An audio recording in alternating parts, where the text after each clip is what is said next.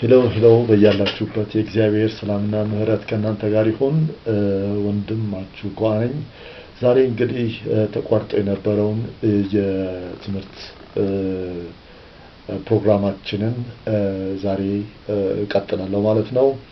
ዛሬ እንግዲህ ስለ መዳን አወራቸዋለሁ ወይም ስለ መዳን መንገድ አወራቸዋለሁ። ሰው እንዴት መዳን ይችላል? ሰው ከምንድን ነው የሚድነው? እንዴት ነው መዳን የሚቻለው የሚለውን ነገር እናወራለን ማለት ነው። ከዛ በፊት ግን እስከዛሬ ድረስ ላዘገየሁባችሁ ወይም ጀምሬ ላቋረጥኩት ትምህርት ይቅርታ መጠየቅ እፈልጋለሁ። እንግዲህ ሜን ፖይንት የሆነውን ይህንን ክፍል ዛሬ ክፍል አንድን ነው ዛሬ እንግዲህ የምንካፈለው። በእርግጥ ይህንን ከሰማችሁበት ይህንን ትምህርት ከተከታተላችሁ በኋላ ህይወታችሁ ተመሳሳይ እንደማይሆን እርግጠኛ ሆኜ እነግራችኋለሁ። ዛሬ እንግዲህ ስለ መዳን መንገድ አወራችኋለሁ። ስለ መዳን መንገድ ሳወራችሁ ሰው እንዴት የሰውን ሁኔታ ቀድመን ማወቅ መቻል አለብን። ስለ መዳን ዘለን ኢየሱስ ያድናል፣ ኢየሱስ የበላይ ነው ምናምን ከሚለው ክፍል መጀመሪያ የሰው ሁኔታ ምንድነው የሚለውን ማወቅ መቻል አለብን። ሰው እንዴት ኃጢአተኛ ሊሆን ቻለ? ኃጢአተኛ የሆነበት ምክንያት ምንድነው? ኃጢአትስ የተጀመረው የት ነው? ስለዚህ ኃጢአት የተጀመረው በሰው ልጆች አይደለም ወይም በምድር ላይ አይደለም። ኃጢአት የተጀመረው የት ነው? በሰማይ ነው። ሪቢሊዮን የተፈጠረው ወይም ፌለሪቲ የተፈጠረው የት ነው? በሰማይ ነው። ኦኬ፣ የብዙ ነገር መጀመሪያ ሰማይ እንደሆነ ልታውቁ ይገባል። ስለዚህ የሰው ልጆች መውደቃቸውን እንዴት ነው ማወቅ የሚቻለው የሚለው ጥያቄ ራይዝ ሊሆን ይገባል። የሰው ልጆች መውደቃቸውን የምንችለው በምንድነው ብትሉ ማንም ሰው ለምሳሌ ያህል ክፉን ነገር ለመማር መጥፎን ነገር ለመማር ትምህርት ቤት መሄድ ሳያስፈልገው ነው ክፉን ነገር መስራት የሚችለው። ለምን? በውስጡ ላይ ያለ ዘር አለ ማለት ነው። በውስጡ ላይ ኢንጀክት የተደረገ ነገር አለ ማለት ነው። ስለዚህ ሰዎች ሁሉ ኃጢአተኞች ናቸው ስንል ይህንን ግራውንድ ይዘን ነው። ይህ ለሁላችሁም የተሰወረ ነገር አይደለም።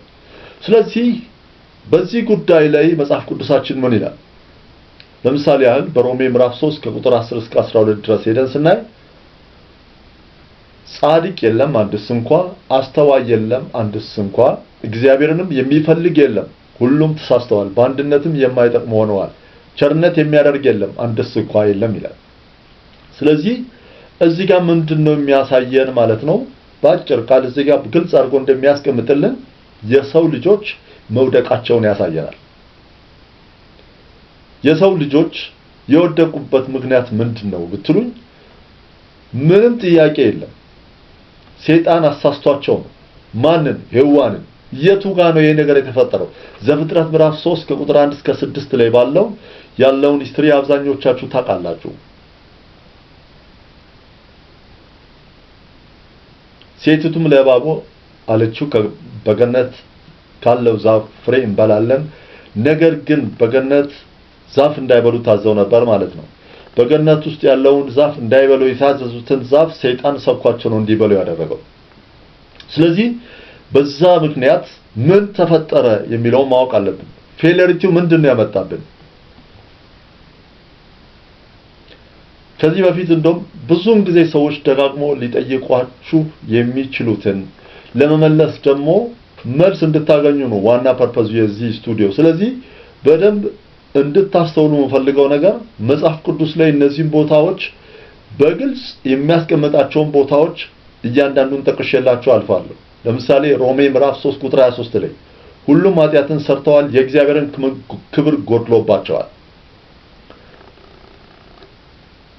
ስለዚህ በኃጢአት ላይ የወደቅነው ኢንጀክት የተደረግነው ያ ኢንጀክት የተደረግነው ነገር ወይም በሔዋን ምክንያት የመጣ ኃጢአት ምንን ይዞ መጣ?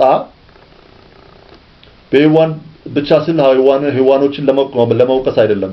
በሔዋን ምክንያት ቢመጣም በማርያም ምክንያት ደግሞ ተሸንፏል።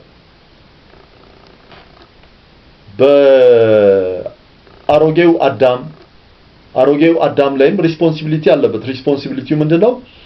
ምን ሊያደርግ ይገባው ነበር? ሊከታተል ይገባው ነበር፣ ሊያይ ይገባው ነበር። ይህንን ባለማድረጉ ኃጢአት መጣ። እንግዲህ ያ የመጣው ኃጢአት ምን ይዞ መጣ? ሁለት ነገር ይዞ ነው የመጣው። አንደኛው መንፈሳዊ ሞትን ይዞ ነው የመጣው፣ የመጀመሪያው ነገር። ሁለተኛው ስጋዊ ሞትን ይዞ ነው የመጣው።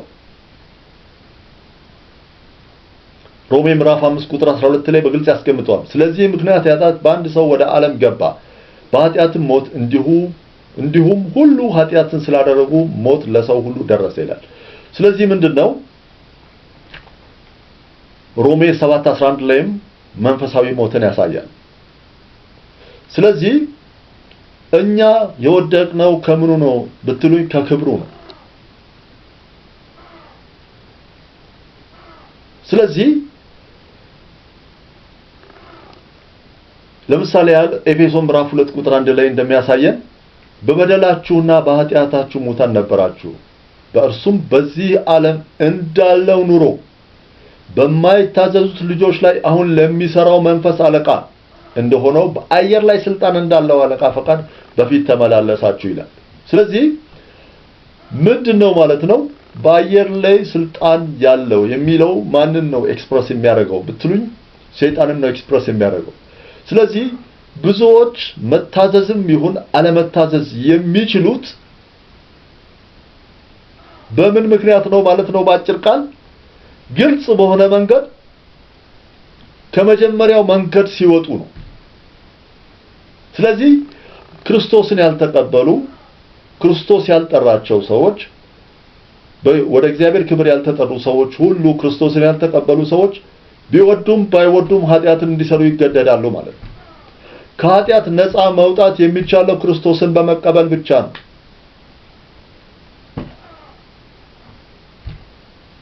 ስለዚህ በአጭር ቃል ያልዳኑ ሰዎች የኃጢአት ባሪያዎች ናቸው ማለት ነው።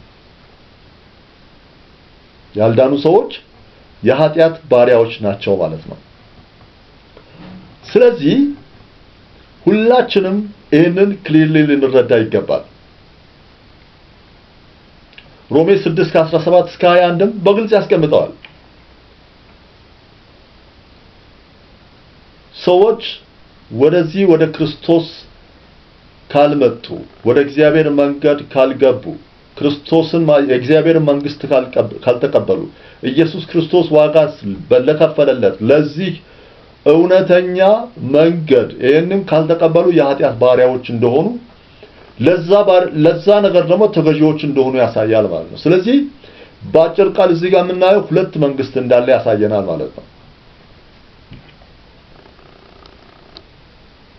ብልቶቻችን የአመፃ መሳሪያ የሚሆኑት ሰውን ለመስደብ፣ ሰውን ለመተቸት፣ ሰውን ክሪቲሳይዝ ለማድረግ፣ ለማመንዘር፣ ውሸት ለመናገር፣ የተለያዩ የኃጢአት አይነቶችን ለመናገር የሚያስችለን ምንድነው? ፓወር በውስጣችን ያለው አሮጌ ማንነት፣ የወደቀ ማንነት ነው ያንን የሚያሰራን ማለት ነው።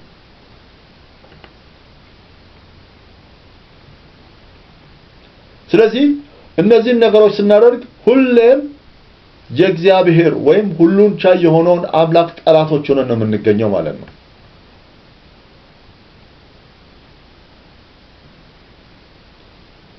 ይህንን በደንብ ልናውቅ ይገባል።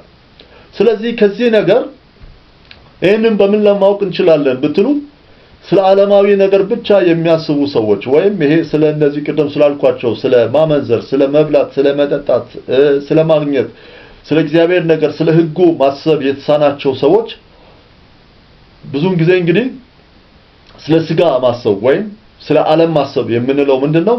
ይህንን ኦልድ የሆነውን ሲስተም መከተል ማለት ነው። ስለዚህ ለምሳሌ ሮሜ ምዕራፍ 8 ቁጥር 7 ላይ ስለ ስጋ ማሰብ በእግዚአብሔር ዘንድ ጥል ነውና ለእግዚአብሔር ሕግ አይገዛምና መገዛትም ተስኖታል ይላል።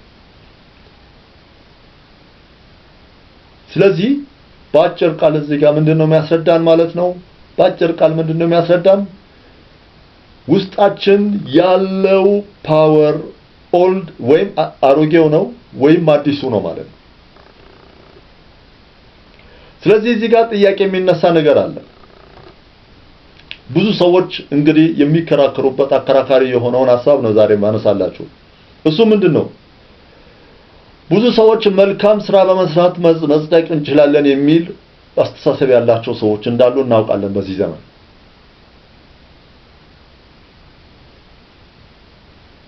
ስለዚህ ለምሳሌ ያህል ኢሳይያስ ምዕራፍ 64 ቁጥር 6 ላይ ሁላችን እንደ ርኩስ ሰው ሆነናል፣ ጽድቃችንም ሁሉ እንደ መርገም ጨርቅ ነው፣ ሁላችንም እንደ ቅጠል ረግፈናል፣ በረላችንም እንደ ነፋስ ወስዶናል ይላል። እንግዲህ የመርገም ጨርቅ ማለት ምን ማለት ነው? የመርገም ጨርቅ ማለት ሴቶች በየወሩ የሚያዩት በዚህ ዘመን ማንስትሬሽን፣ በእንግሊዝኛው ማንስትሬሽን የምንለው የዛ ጨርቅ እርኩስ ነገር ማለት ነው። እንግዲህ መርገም ማለት የመርገም ጨርቅ ማለት ምንድነው? ያንን መርገም ለመቀበል የሚዘጋጅ ጨርቅ ማለት ነው። የሰው ስራ የሰው ጥረት ሁሉ እንደዚህ ጨርቅ ነው፣ ምንም የማይረባ ነገር ነው እያለን ያለው ኢሳይያስ። ምንም የማይጠቅም ነገር ነው እያለን ያለው ኢሳይያስ። ስለዚህ ሰዎች ለመዳን የራሳቸው ምንም እገዛ የላቸውም። ፒሪየድ። ብዙውን ጊዜ እንግዲህ በብሉይ ኪዳን የተጻፉ ነገሮችን በመፈጸም ጻድቅ መሆን ይችላል የሚል ሐሳብ ያላቸው ሰዎች አሉ።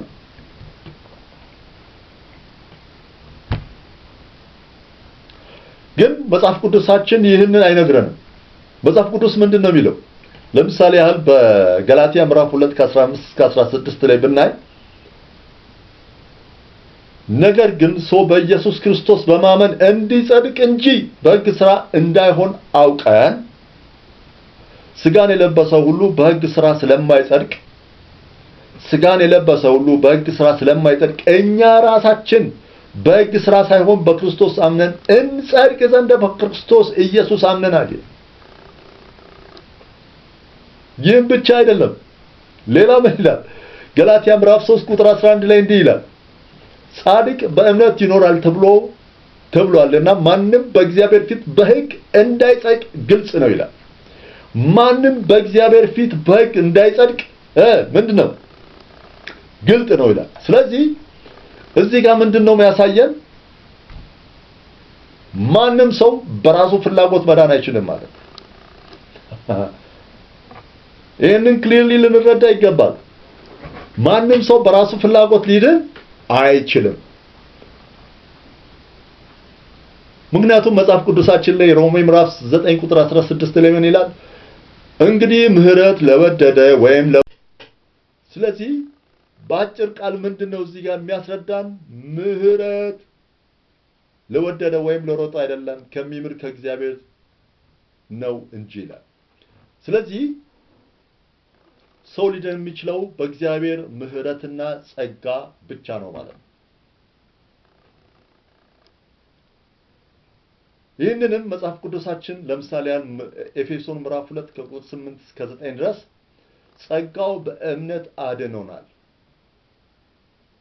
ይህም የእግዚአብሔር ስጦታ ነው እንጂ ከእናንተ አይደለም ይላል። ማንም እንዳይመካ ከሥራ አይደለም ይላል። ስለዚህ የምንመካበት ሥራ የለንም ማለት ነው። የተሰጠንን የእግዚአብሔር ምህረት መረዳትና በዛ ምህረት አምነን መመላለስ ነው ማለት ነው። ስለዚህ ብዙ ጥያቄ የሚያስነሱ ነገሮች እዚህ ጋር ሊኖራችሁ ይችላሉ። ጥያቄዎች ካሏችሁም በኮሜንት ሴክሽን ላይ አቅርቡ። በቻልኩት መጠን ለእናንተ መልሶችን ይዤ ለመምጣት ሞክራለሁ። ስለዚህ በሌላ ቦታም ላይ ቲቶ ምዕራፍ 3 ከቁጥር 4 እስከ 7 ላይ ነገር ግን የመድኃኒታችን የእግዚአብሔር ቸርነት እና ሰውን መውደዱ በተገለጠ ጊዜ ይላል እንደ ምህረቱ መጠን ለአዲስ ልደት በሚሆን መታጠብና በመንፈስ ቅዱስ በመታደስ አዳነን እንጂ እኛ ስላደረግነው ጽድቅ ስለነበረው ሥራ አይደለም። ያም መንፈስ በጸጋው በዘላለም ሕይወት ተስፋ ወራሾች እንድንሆን በመድኃኒታችን በኢየሱስ ክርስቶስ በእኛ ላይ አትርፎ አፈሰሰው ይላል። እዚህ ጋር የእግዚአብሔር ምህረት የእግዚአብሔር ቸርነት እንጂ እኛ ሰርተን የምናገኘው መዳን እንደሌለ በግልጽ ልናውቅ ይገባል ማለት ነው። ስለዚህ በመዳናችን ላይ ዋናውን ሚና የሚጫወተው ራሱ እግዚአብሔር ነው። መዳናችን የእግዚአብሔር ስራ እንጂ የኛ ስራ እንዳልሆነ በግልጽ ልንረዳ ይገባል ማለት ነው። ኦኬ ለመዳናችን የሚያስፈልገውን ስራ መስራቱን በምን እናውቃለን? መጽሐፍ ቅዱሳችን ላይ ያለው ኤቪደንስ ምንድነው? መጽሐፍ ቅዱሳችን ላይ የሚነግረን ምንድነው የሚለውን በደንብ ልናስተውል ይገባል። ምንድነው የሚለን? ሮሜ ምዕራፍ 8 ከ29 እስከ 30 ላይ ልጁ በብዙ ወንድሞች መካከል በኩር ይሆን ዘንድ አስቀድሞ ያወቃቸውን የልጁን መልክ እንዲመስሉ አስቀድሞ ደግሞ ወስኗልና ይላል። አስቀድሞ የወሰናቸውን እነዚያን ደግሞ ጠራቸው ይላል። የጠራቸው እነዚያን ደግሞ አጸደቃቸው፣ ያጸደቃቸው እነዚያን ደግሞ አከበራቸው ይላል። ሰው መጠራት ያስፈልጋል ማለት ነው። መጀመሪያ መታወቅ ያውቀናል። እግዚአብሔር አያውቀንም አይደለም። ሁላችንም በእናታችን ማህፀን ከመምጣታችን በፊት እግዚአብሔር ያውቀናል። ያወቃቸውን ጠራቸው ይላል። የጠራቸው ምን አደረጋቸው? አጸደቃቸው። ይሄ ሁሉ የሱ ስራ ነው። ባይዘው አንዱም የኛ ስራ የሆነ የለም። ያጸደቃቸውን ደግሞ እነዚያን አከበራቸው ይላል። ስለዚህ ሁሉም ስራ በእኛ ላይ ዲፔንድ የሚሆን በእኛ ስራ ላይ ዲፔንድ የሚሆን ነገር የለም ነው። በዚህ አጋጣሚ ደግሞ ምነግራችሁ በምድር ላይ ከሁለት መንግስት ውጭ ሌላ መንግስት እንደሌለ ወቁ። አንደኛው ማንኛውም አስተምሮት እኛ ከምንሰብከው መንግስት እኛ የእግዚአብሔርን ቸርነትና ምህረት ነው የምንሰብከው። የእግዚአብሔርን መልካምነት አዳኝነት ነው የምንሰብከው እንጂ የሰውን ስራ አይደለም። ግን በስራ እንጸድቃለን የሚለውን ትምህርት የሚያስተምሩ ሁሉ ሌላ መንግስት እንደሆነ ወቁ።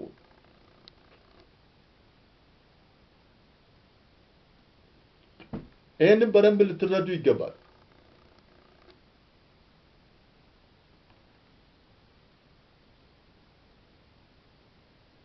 ስለዚህ ሌላም ቦታ ላይ ለምሳሌ ያህል አንደኛ ጴጥሮስ ምዕራፍ 1 ቁጥር 2 ላይ ብታዩ የኢየሱስ ክርስቶስ ሐዋርያ ጴጥሮስ ካለ በኋላ ኢየሱስም አብ አስቀድሞ እንዳወቃቸው በመንፈስም እንደሚቀደሱ ይታዘዙና በመንፈስ በኢየሱስ ክርስቶስ ደም ይረጩ ዘንድ ለተመረጡት ይላል።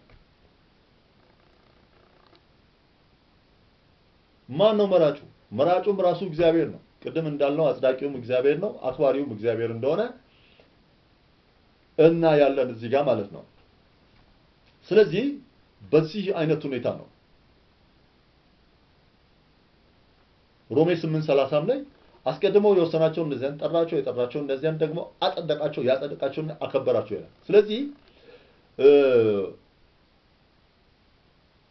እዚህ ቦታ ላይ እኛ ለመዳናችን ያደረግነውን ነገር አንድም ነገር የሚያስቀምጠው ነገር የለም።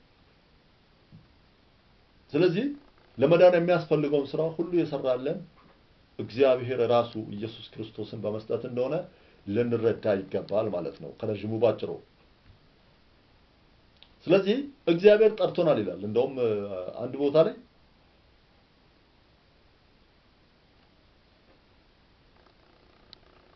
እንደዛ ሚል ሐሳብ አለ። ለምሳሌ ለመዳን የሚያስፈልግ ምንድነው ብትሉኝ፣ ለምሳሌ ያህል አብን ወልድን የመንፈስ ቅዱስን ስራ ያስቀምጣል። አሁን ለምሳሌ ያህል አንድ ሰው ክርስቶስን ለማወቅ የእግዚአብሔርን መንግስት ለማወቅ የራሱ አስተዋጽኦ እንደሌለው የሚያሳይ ክፍል አሳያችኋለሁ። ለምሳሌ ዮሐንስ ምዕራፍ 6 ቁጥር 44 ላይ የላከኝ አብ ካሰበው በቀር ወደ እኔ ሊመጣ የሚችል የለም። እግዚአብሔር ማሰብ አለበት ማለት ነው። ወደ ኢየሱስ ለመምጣት እግዚአብሔር ሊያስበው ይገባል። ሌላውም ደግሞ ምንድነው? ማቴዎስ 11:27 ላይ ሁሉ ከአባቴ ዘንድ ተሰጥቶኛል ካለ በኋላ ከአብ በቀር ወልድን የሚያውቅ የለም ካለ በኋላ ከወልድም በቀር ወልድም ሊገልጥለት ከሚፈቅድ በቀር አብን የሚያውቅ የለም። ስለዚህ የኢየሱስን ድርሻ አለ ማለት ነው። የኢየሱስ ድርሻ ምንድነው? ሊገልጥለት ከሚፈቅድ በቀር ኢየሱስ ማለት ነው። ሊገልጥለት ካልፈቀደ በቀር እግዚአብሔር የአብ ስራ አለ፣ የወልድ ስራ አለ። ስለዚህ ምንድነው? ባጭር ቃል ልንረዳ የሚገባው በደንብ ልታስተውሉ የሚገባው አሁን ስነግራችሁ ራሱ ይሄ አሁን ሳወራችሁ በካርናል ማይንድ ወይም በወደቀ አስተሳሰብ ውስጥ ላሉ ሰዎች ይህ ነገር የሚገባ ነገር አይደለም። መንፈስ ቅዱስ ሊገልጥለት ካልወደደ በቀር የሚል ሐሳብ አለ። ስለዚህ በደንብ ልንረዳ የሚገባው ነገር ምንድነው? መንፈስ የሚባል ነገር በሰዎች ውስጥ አለ። ያ መንፈሱ የማይነካ ከሆነ ባይዘወይ ማንም ሰው ተችቶ ወይም ሰድቦ ክርስቲያን ሰውን ሊያደርግ አይችልም። ለምን? መንፈሱ ካልተነካ በቀር ሰው ንስሐ ሊገባ አይችልም ማለት ነው። ለዚህ ነው መንፈስ ለሌላቸው ሰዎች ይህንን ነገር መረዳት አይችሉም። አሁን ስናገር ግን የሚገባችሁ ሰዎች ፖይንቱ አንደርስታንደብል የምትሆኑ ሰዎች እግዚአብሔር የመዳንን መንገድ የከፈተላችሁ ሰዎች ናቸው። ስለዚህ እነዚህን ነገሮች እንዴት እንደምንረዳ ያሳያል። ለምሳሌ አንደኛ ቆሮንቶስ ምዕራፍ 2 ቁጥር 14 ላይ ለፍጥረታዊ ሰው የእግዚአብሔር መንፈስ ነገር ሞኝነት ነውና አይቀበለውም ይላል። በመንፈስም የሚመረመር ስለሆነ ሊያውቀው አይችልም ይላል። የሚመረመረው በመንፈስ ነው ማለት ነው። ይህንን ክሊርሊ አንደርስታንድ ልናደርግ ይገባል ማለት ነው። እንግዲህ እዚህ ጋር ስናይ ለመዳናችን የእግዚአብሔር ጥሪ አስፈላጊ ነው ማለት ነው። ኢትስ ኤ ግሬት ፖይንት ኤንድ በደንብ ልትይዙ ይገባል። ስለዚህ የእግዚአብሔር ጥሪ ካልሆነ በስተቀር ማንም ወደ እርሱ ሊመለስ አይችልም። የእግዚአብሔርን ጥሪ ደግሞ እምቢ ማለት ሰው አይችልም። ባጭር ቃል ይህንን ለምን አመጣ ብትሉኝ ይህ ነገር is not a matter of what you choose ማለት የሰው ምርጫ አይደለም ማለት ነው።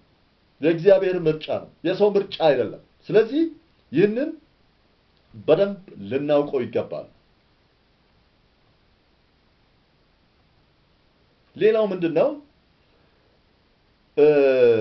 ለምሳሌ ሮሜ ምዕራፍ 3 ቁጥር 24 ላይ በኢየሱስ ክርስቶስ በሆነው ቤዛነት በኩል እንዲያው በጸጋው ጸድቀናል ይላል።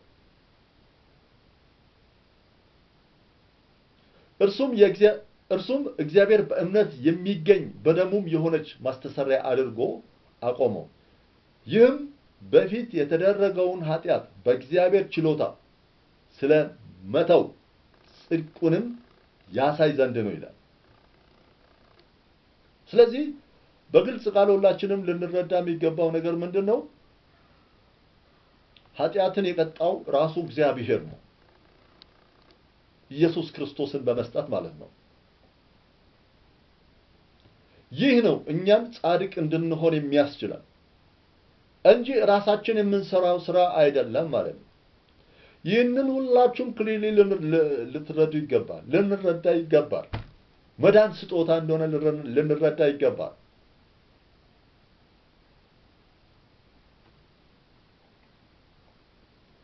ሮሜ ምዕራፍ 3 ከቁጥር 25 እስከ 26 ላይ ባለው ይህንን በግልጽ አስቀምጦታል። ስለዚህ ሁላችሁም ልትረዱት የሚገባው ነገር ምንድነው ብትሉ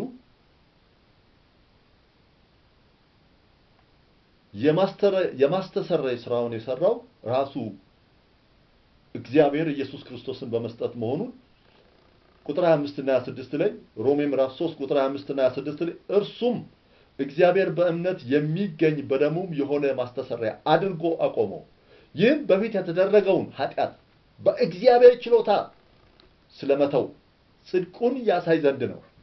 ራሱም ጻድቅ እንዲሆን በኢየሱስ የሚሆነውን እንዲያጸድቅ አሁን በዚህ ዘመን ጽድቁን ያሳይ ዘንድ ነው ይላል። ስለዚህ እዚህ ጋር መዳናችን ምንድነው ማለት ነው? ስጦታ ነው ማለት ነው። በሰው ስራ የሚገኝ አይደለም ማለት ነው። ይህንን በደንብ ክሊርሊ ልንረዳ ይገባል ማለት ነው። እንግዲህ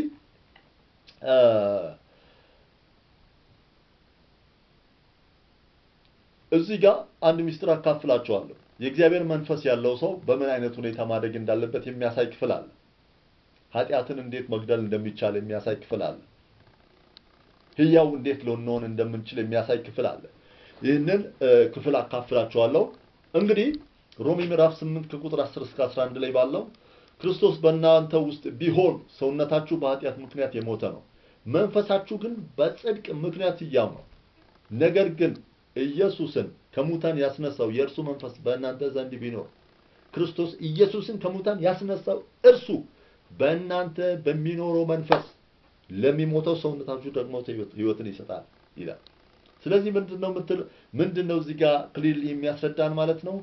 ክሊርሊ የሚያስረዳን ለስጋችን ሕይወት ለማግኘት መጀመሪያ መንፈስ በውስጣችን ያለው መንፈስ ከእግዚአብሔር መንፈስ ጋር ኮኔክት መሆን አለበት። መመለስ ማለት ይሄ ነው። ወደ እግዚአብሔር መንፈስ ተመለስን ስንል ወደ እግዚአብሔር መንግስት ወደ ተሰራልን መልካም ስጦታ ስንቀበል ያኔ በሱ አማካኝነት ነው የምንወጣው። በሱ ቸርነት ምክንያት ነው የሚሞተው ስጋችን ኃጢአትን እንዳይሰራ ጭምር ልንከላከል የምንችለው ማለት ነው። እዚህ ጋር በግልጽ እንደሚያስረዳን ከወደደን ከትልቅ ፍቅሩ የተነሳ በበደላችን ሙታን እንኳን በሆንን ጊዜ ከክርስቶስ ጋር ሕይወትን ሰጠን፣ በጸጋ ድነናልና ይላል።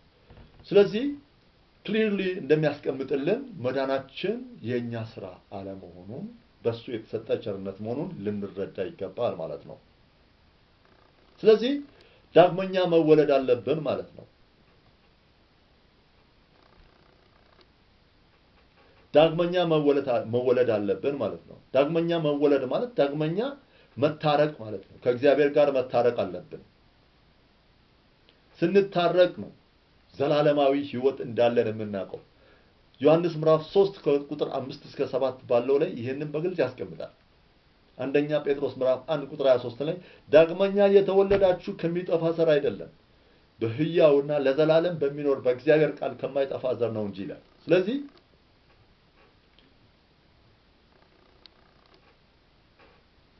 ለእግዚአብሔር ለመታዘዝ ምን ያስፈልገናል ማለት ነው?